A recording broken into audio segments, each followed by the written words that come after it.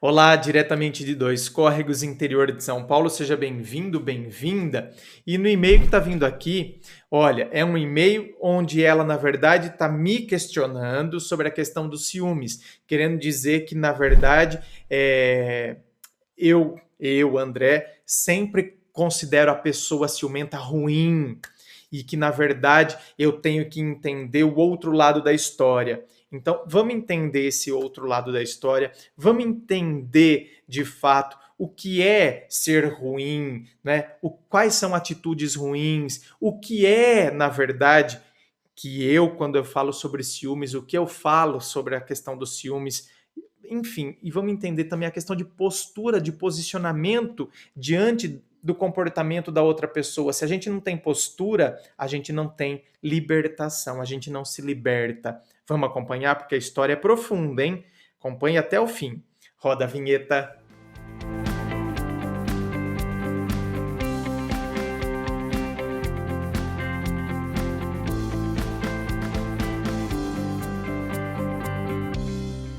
E antes do e-mail de hoje, deixa eu falar para você do meu novo livro, Teu Amor Próprio Te Salvou.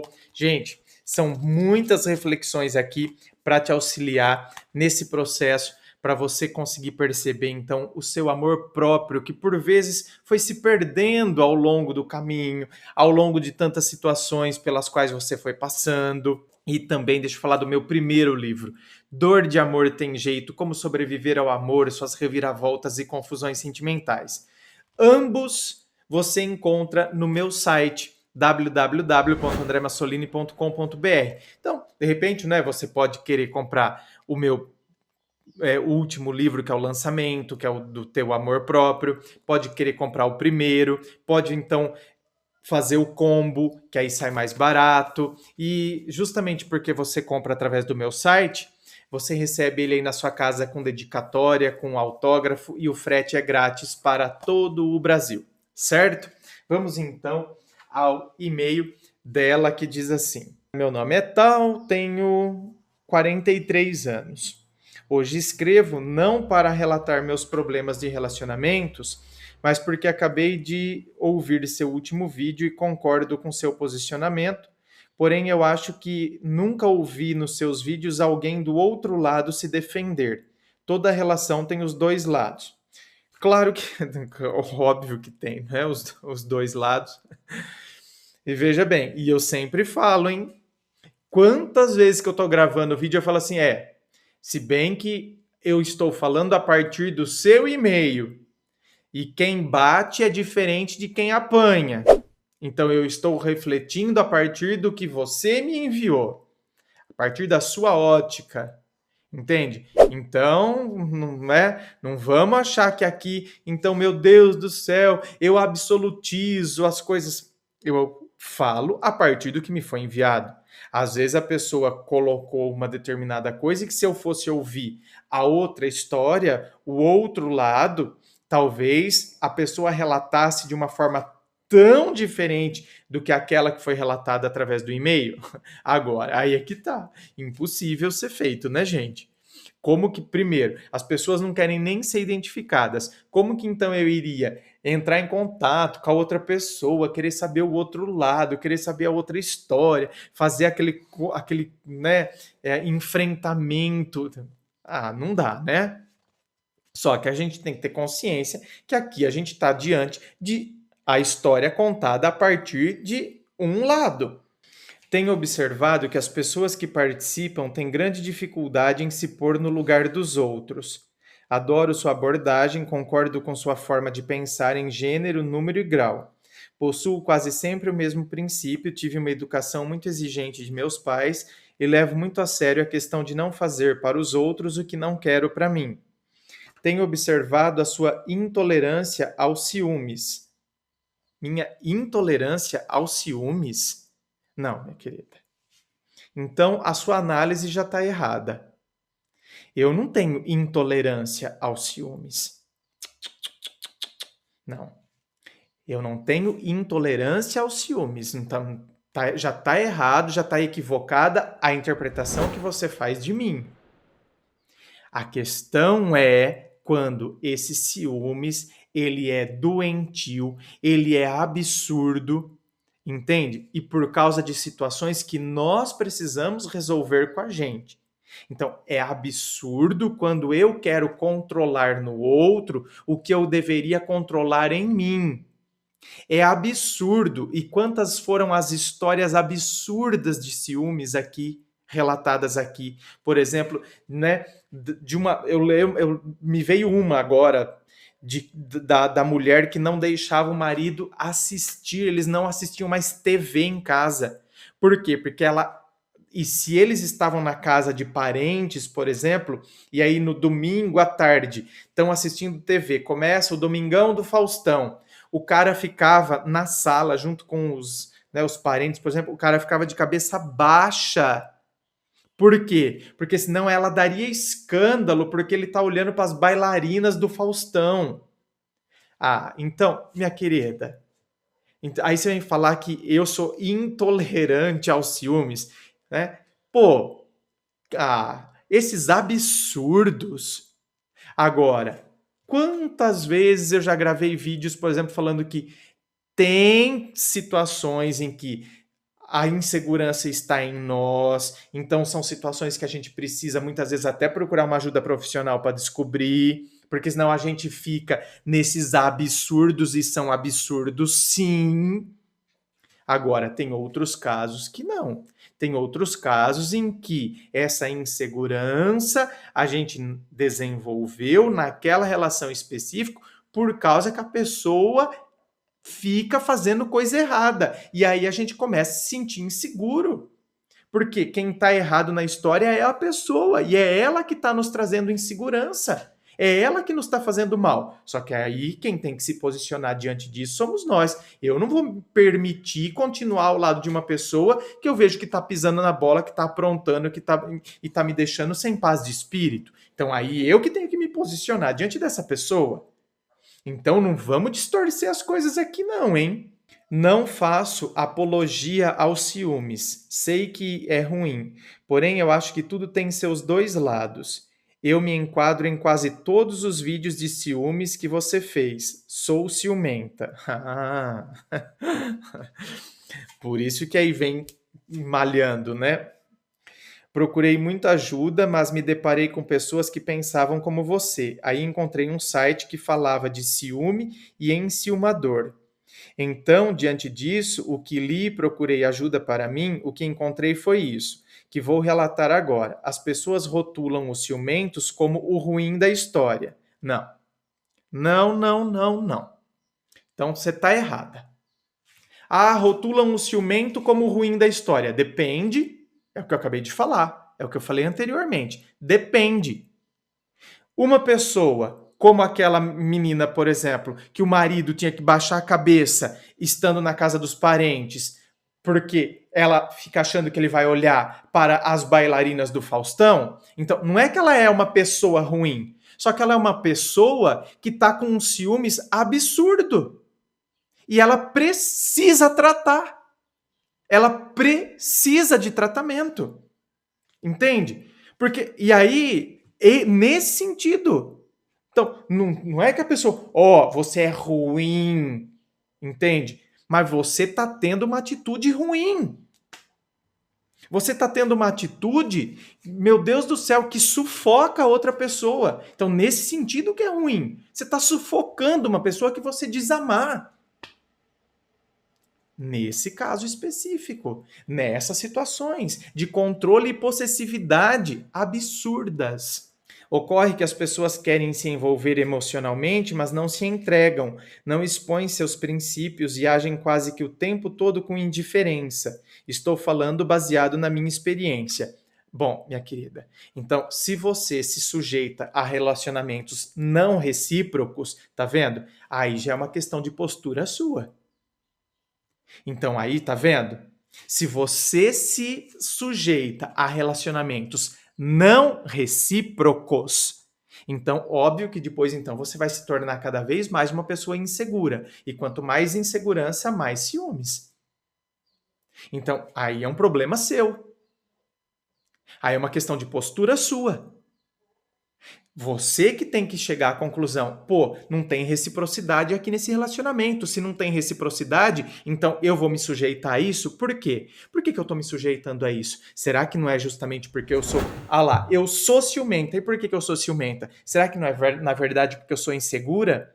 Porque eu tenho muita carência e eu tenho insegurança em mim mesmo, tenho baixa autoestima. Então eu me sujeito a um relacionamento, ainda que esse relacionamento não seja recíproco. Eu dou amor, mas eu não recebo amor. Eu dou respeito, mas eu não recebo respeito. Eu dou carinho, mas eu não recebo carinho. Eu dou fidelidade, mas não recebo fidelidade. E eu me sujeito a esse tipo de relacionamento por quê? Porque aí, além de eu ser uma pessoa insegura, agora eu me sujeito a esse tipo de relacionamento e acabo desenvolvendo a dependência emocional, a dependência afetiva. Olha lá, é uma questão da gente se conhecer.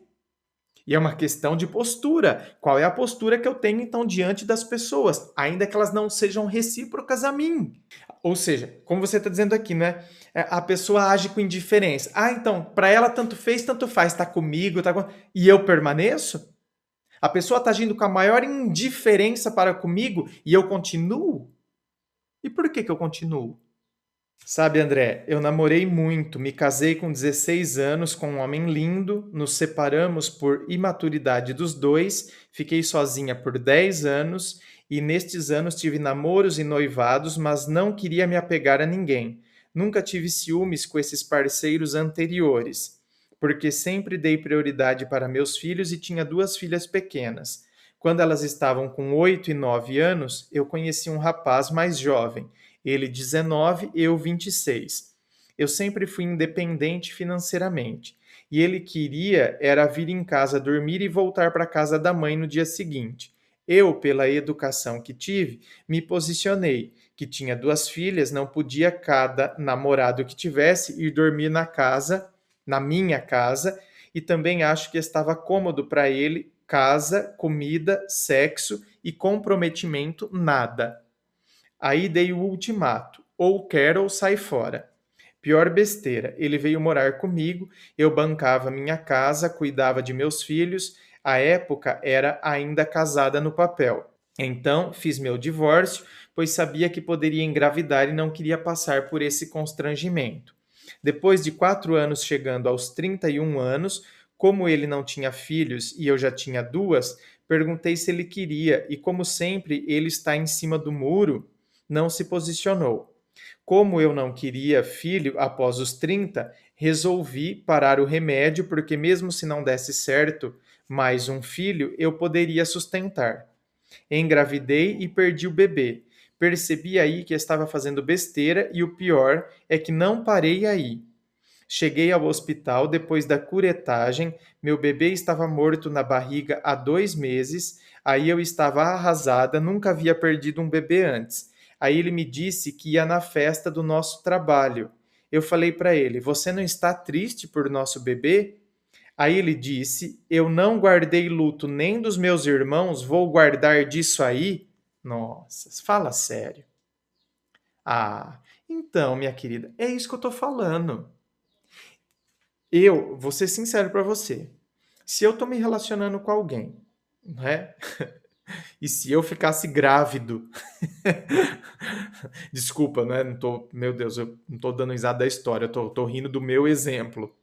Mas se eu ficasse grávido e aí passasse por toda essa situação, pelo amor de Deus, não é? E escutasse isso aqui, olha, minha querida, essa frase aqui já seria a frase suficiente para eu então cair fora. Por isso que eu falo, a própria pessoa, gente, ela nos dá a chave da nossa libertação. Para mim, essa frase aqui que você colocou até em negrito aqui, para mim já seria suficiente para eu perceber o quê? E acabar a minha admiração. Por mais que eu gostasse, porque o que faz com que a gente ame alguém é a admiração que a gente tem por essa pessoa. Agora, quando a admiração vai a zero, e para mim iria a zero, diante de uma frase dessa, o amor também iria embora. Porque amor ele é construído.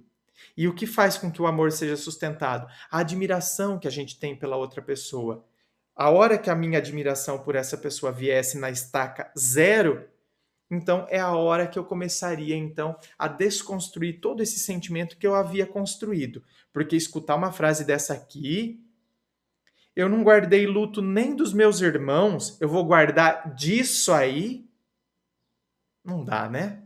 A família dele veio me visitar, trouxeram caixa de cerveja como se estivessem comemorando.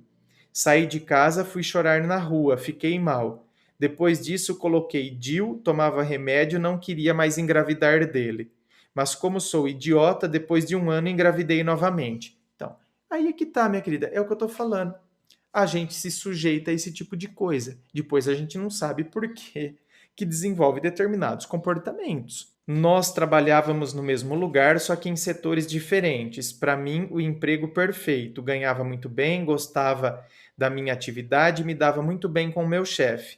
Quando eu soube que havia perdido o primeiro bebê, estava trabalhando e ele de folga. Tentei encontrá-lo e sempre dava sumiço. Ia beber com os amigos, ninguém achava celular fora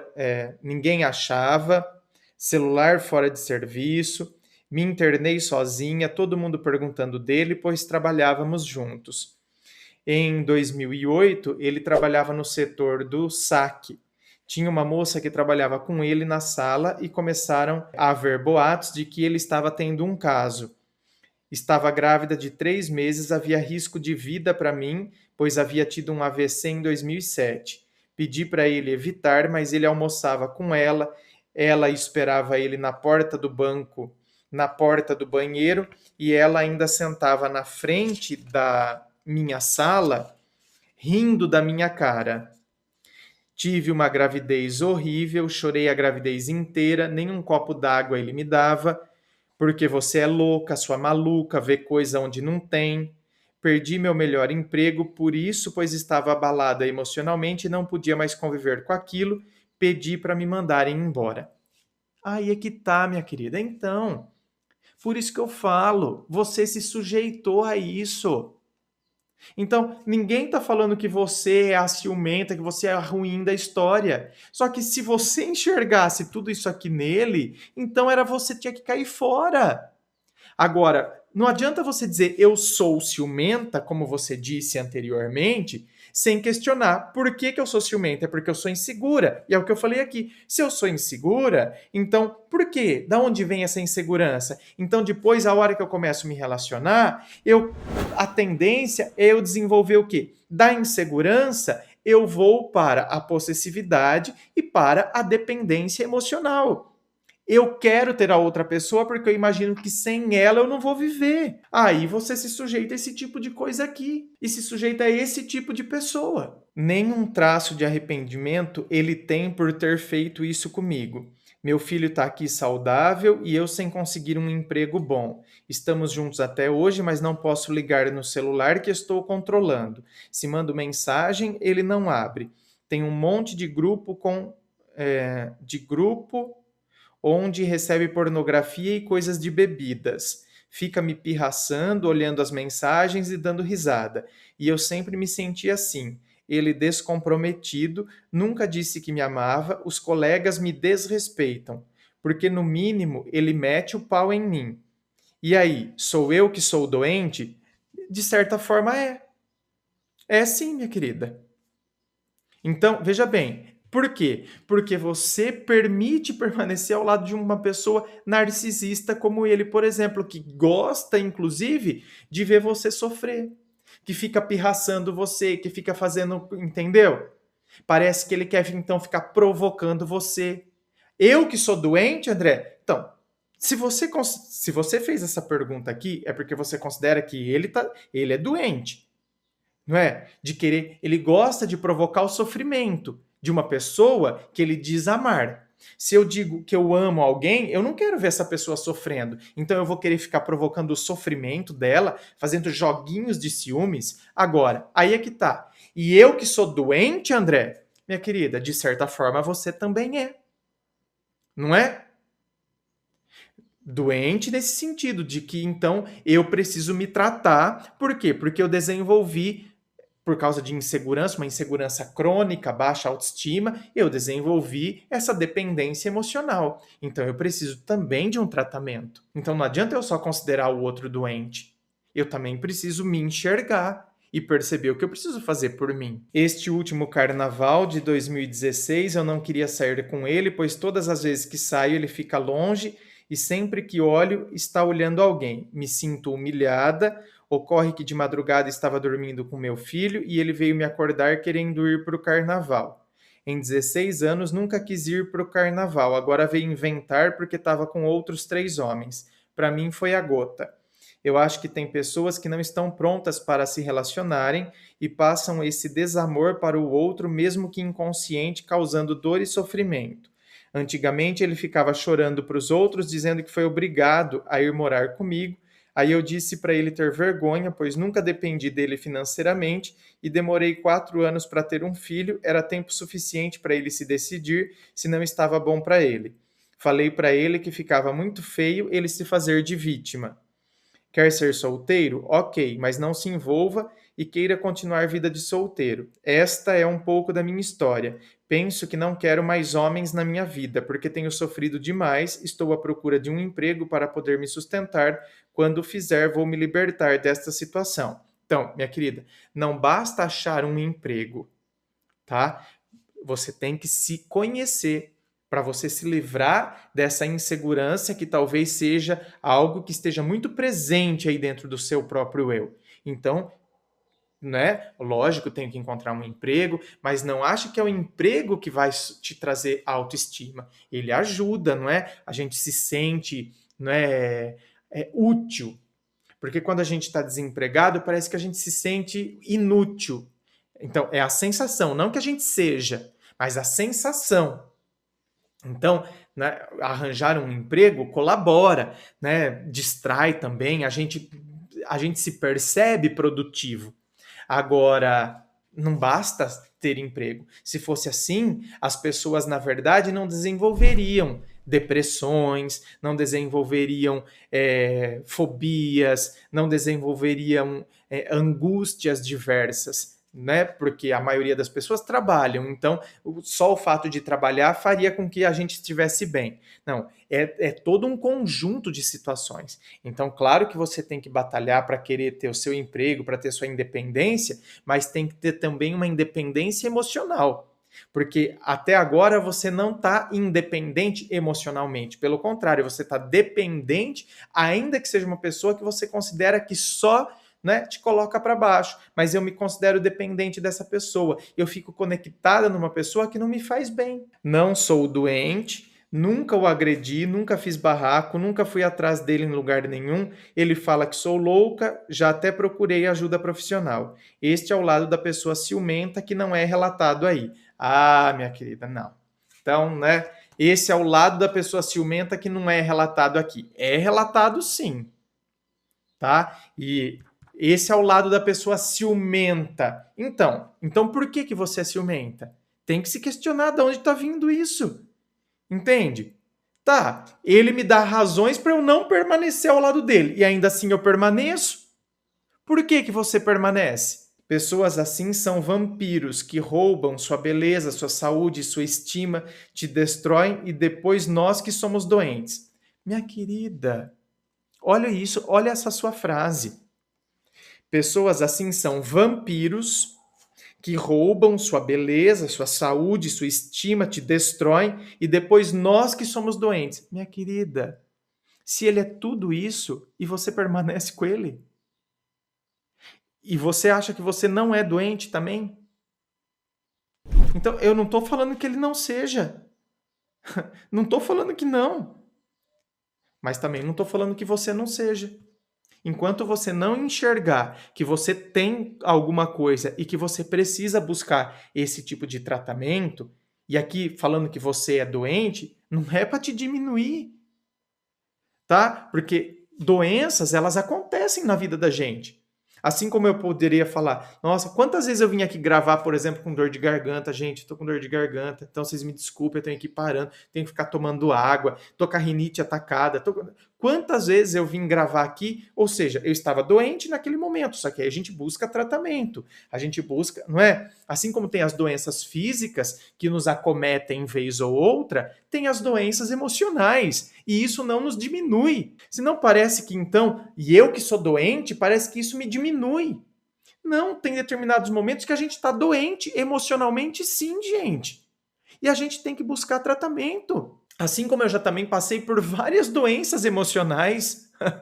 Pô, como não? Entende? Eu, André, já passei por várias doenças emocionais. E não pense que agora então eu estou imune, eu sou o homem de ferro do mundo emocional? Claro que não. Então, quer dizer, a gente está sempre sujeito a determinadas coisas. O importante é a gente reconhecer e aí a gente perceber o que a gente vai fazer. O grande problema é quando a gente não reconhece, porque quando a gente não reconhece, aí a gente não muda, a gente continua doente. Acho que é melhor ter uma análise mais profunda, pois se meu companheiro te escrevesse, ia dizer que sou possessiva e louca, mas a meu ver, doente e sem caráter é ele. Pois é, e por que você permanece ao lado de alguém sem caráter? Questione-se, pergunte-se: por que eu permaneço ao lado de alguém sem caráter? Pô, não é? O fato de eu falar, nossa, gente, olha, eu namoro uma pessoa de caráter, olha isso, né? Eu admiro a pessoa que eu namoro. É a admiração que promove e sustenta o amor. Agora, eu falar, nossa, gente, eu namoro uma pessoa totalmente sem caráter e eu continuo? Não dá. Para mim não cola, não tem liga. É um argumento infundado. Então questione-se. E aí o e-mail termina. Certo? A gente tem que se questionar, gente. E o autoconhecimento ele passa pelo questionamento. Se a gente tem essa dificuldade de se questionar, mudanças não acontecem. Inscreva-se, fico aqui aguardando a sua inscrição, me acompanhe nas redes sociais, se curtiu, dê um like, compartilhe com seus amigos, nos seus grupos de WhatsApp esse vídeo também. Muito obrigado, beijo no coração e, é claro, um forte abraço.